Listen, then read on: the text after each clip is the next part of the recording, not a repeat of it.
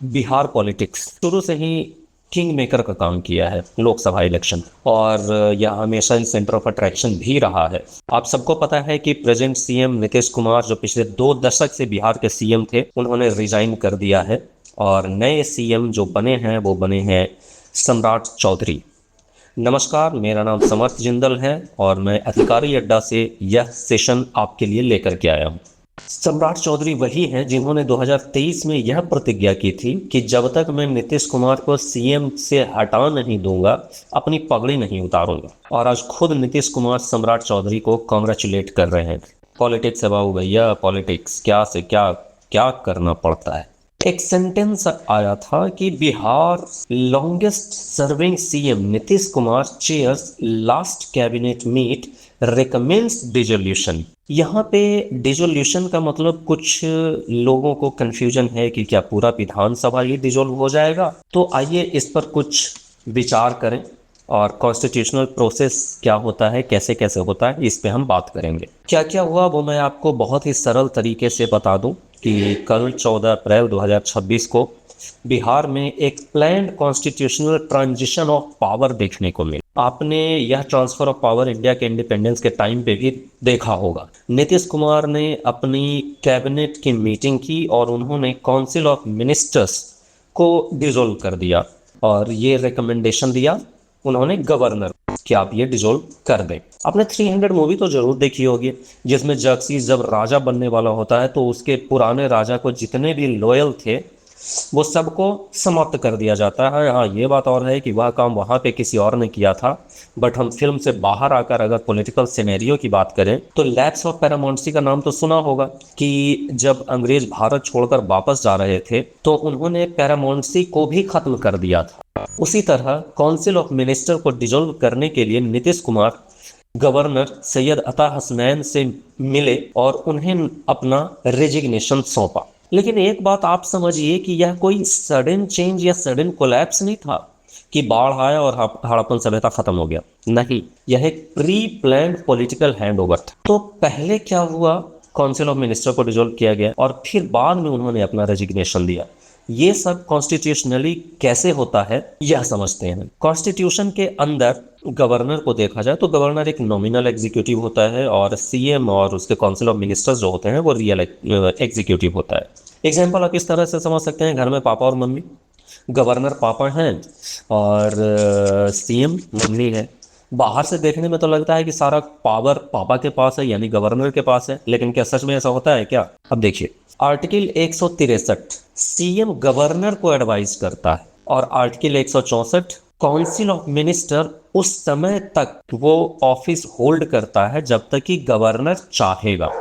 और गवर्नर ये चेंज किससे करेगा, किसके एडवाइस पे? वो एडवाइस पे चेंज करेगा सीएम के एडवाइस पे। और ये बिल्कुल बात वैसा ही है कि मम्मी ने पापा को कुछ ऑर्डर दिया तो क्या गवर्नर उसको रिजेक्ट कर सकता है? नहीं, वो बोलेगा जो हुकुम सरकार का। अब ये एक क्वेश्चन ये आता है कि why cabinet dissolve before resignation. तो इसको इस तरीके से समझ सकते हैं, काउंसिल ऑफ मिनिस्टर उसी समय तक एग्जिस्ट करता है जब तक कि सीएम एग्जिस्ट करता है। इसीलिए सीएम नीतीश कुमार ने पहले कैबिनेट को डिसॉल्व किया और फिर उन्होंने रिजाइन किया। अगर ऐसा हुआ होता कि सीएम रिजाइन कर दिया और बाकी मिनिस्टर पुराने वाले ही होते तो उस कंडीशन में क्या होता है, एक कॉन्स्टिट्यूशनल वैक्यूम क्रिएट हो जाता है। कैबिनेट डिसॉल्यूशन और असेंबली डिसॉल्यूशन में क्या डिफरेंस है वो आपको मैं बताना चाहूंगा कि जो कैबिनेट डिसॉल्यूशन होता है वो काउंसिल ऑफ मिनिस्टर को भी खत्म किया जाता है, लेकिन जो असेंबली डिसॉल्यूशन होता है उसमें लोकसभा को ही डिसॉल्व कर दिया जाता है। मतलब कि वहां पे पूरी तरह से विधानसभा को खत्म कर दिया गया और नया इलेक्शन होगा। यहाँ क्या हुआ, केवल कैबिनेट को डिसॉल्व किया गया है, असेंबली को नहीं। अगर असेंबली डिसॉल्व होता तो इलेक्शन फिर से करवाना पड़ेगा। अब जो अगला सवाल लोगों के मन में आ रहा है कि नीतीश कुमार राज्यसभा मूव कर रहे हैं तो वो यहाँ के सीएम ही बने होते कि CM plus MP member of parliament. लेकिन ऐसा नहीं है, ड्यूअल पावर कोई भी व्यक्ति होल्ड नहीं कर सकता है हमारे कॉन्स्टिट्यूशन के हिसाब से। अब नीतीश कुमार राज्यसभा जाकर के वो करेंगे क्या? क्या वो सेंट्रल मिनिस्टर बनेंगे, बीजेपी का प्रेसिडेंट बनेंगे, वाइस प्रेसिडेंट बनेंगे, या फिर तो 6 साल के बाद राज्यसभा से रिटायर होकर के वापस बिहार आएंगे। देखिए, अभी तक बिहार में जो सरकार बनी थी वो एनडीए गवर्न सरकार थी और बीजेपी एक जूनियर पार्टी की तरह जुड़ा हुआ था। लेकिन अब क्या हुआ, बीजेपी डायरेक्ट लीडरशिप में आ गया और फर्स्ट टाइम ऐसा हुआ है कि बिहार में बीजेपी का कोई सीएम बना है, फर्स्ट टाइम। और वो सीएम कौन है? सम्राट चौधरी। सम्राट चौधरी के बारे में थोड़ा जानें। वो एक कोयरी समाज से हैं जो ओबीसी है और वो अपने एग्रेसिव पॉलिटिकल पोजीशनिंग के लिए जाने जाते हैं। अभी उनका एक बयान भी आया था कि मेरे रहते कोई छपरी टाइप का आदमी गुंडई कैसे कर देगा। ये बात बिल्कुल सही है। भाई, आप राजा हैं और राजा हैं तो आपको अपना तलवार हमेशा उठा करके रखना पड़ेगा, क्योंकि जिस दिन आपने तलवार रखी उस दिन आपका राज्य खत्म हो जाएगा। बिहार का पॉलिटिक्स किस तरीके का है? ऑब्वियस है, कास्ट बेस्ड है और कास्ट बेस्ड में कुशवाहा का जो परसेंटेज है वो 4.21% है, जो कि बहुत अच्छी खासी पॉपुलेशन है। उसके अलावा ओबीसी की बात करें या फिर तो तेली की बात करें तो वो 2.81% है, बनिया 2.31% है। पॉलिटिकल जर्नी सम्राट चौधरी जी की अगर बात करें तो बहुत सारे आप लोगों को पता भी नहीं होगा कि उन्होंने अपनी पॉलिटिकल जर्नी की शुरुआत कहाँ से की थी। तो मैं आपको बता दूं कि उन्होंने 1990 से 2000 के बीच पॉलिटिकल जर्नी की शुरुआत आरजेडी से की थी, राबड़ी देवी जी के अंडर में, और बहुत ही कम एज पर उनको मिनिस्टर भी बना दिया गया था। अब बारी आई ट्रांजिशनल फेज की, ट्रांजिशनल फेज ऑफ सम्राट चौधरी। पहले आरजेडी में थे, फिर जेडीयू में गए, वहां से फिर उन्होंने पलटी मारा और आए बीजेपी में।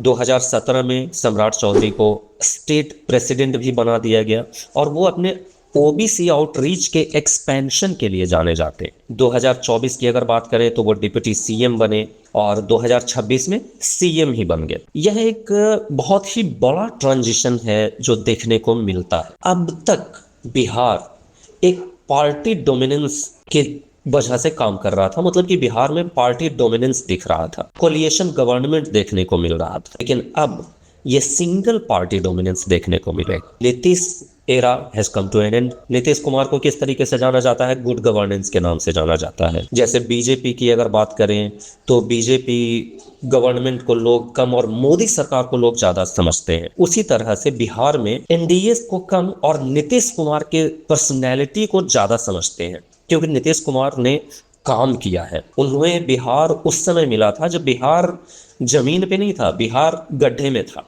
और उन्होंने उस गड्ढे से बिहार को निकाल करके जमीन पे केवल नहीं रखा, उन्होंने उसके ऊपर कई मंजिला इमारतें भी खड़ी की हैं। सम्राट चौधरी के सामने अब सबसे बड़ी परेशानी ये आएगी कि वो इसको मेंटेन कैसे रखेंगे। चैलेंजेस तो बहुत सारा है बिहार में। अगर चैलेंजेस की बात करें तो सबसे पहला जो चैलेंज है वो इकोनॉमिक चैलेंज है। गरीबी, पॉवर्टी बहुत ज़्यादा है। इंडस्ट्रियलाइजेशन ना के बराबर है, क्योंकि वहाँ पे इंडस्ट्री बहुत कम है। इस वजह से क्या है, माइग्रेशन बहुत ज़्यादा है। माइग्रेट करके लोग दिल्ली, महाराष्ट्र या फिर तो बहुत सारे साउथ इंडिया में भी जाते हैं, कर्नाटक, बेंगलोर, और वहाँ उनको जिल्लत सहनी पड़ती है। और इससे बहुत हद तक नीतीश कुमार ने निकालने की कोशिश की थी। सोशल चैलेंजेस जो सम्राट चौधरी जी के सामने आने वाला है वो ये है कि जातिवादी व्यवस्था। अब जातिवादी में उनके सामने जो सबसे बड़ा संकट आएगा वो आएगा यादवों को लेकर के, क्योंकि पॉलिटिकल चैलेंजेस भी, तेजस्वी यादव वो भी एक यंग लीडर हैं और उनकी वजह से भी सम्राट चौधरी को थोड़ी परेशानियों का सामना करना पड़ सकता है, क्योंकि वहाँ पे यादव डोमिनेंस भी ज़्यादा है। सोशल चैलेंजेस में एजुकेशन, हेल्थ, इलेक्ट्रिसिटी, लोगों की नौकरी। अब तक जो बिहार में जिस तरीके से नौकरियां लोगों को दी जा रही थी, पॉवर्टी को किसी तरीके से ख़त्म करने की कोशिश की जा रही थी, वो काबिले तारीफ था नीतीश कुमार के द्वारा। लेकिन क्या सम्राट चौधरी इस तरह से मेंटेनेंस दे पाएंगे बिहार को? आपको क्या लगता है? Comment box is open for you.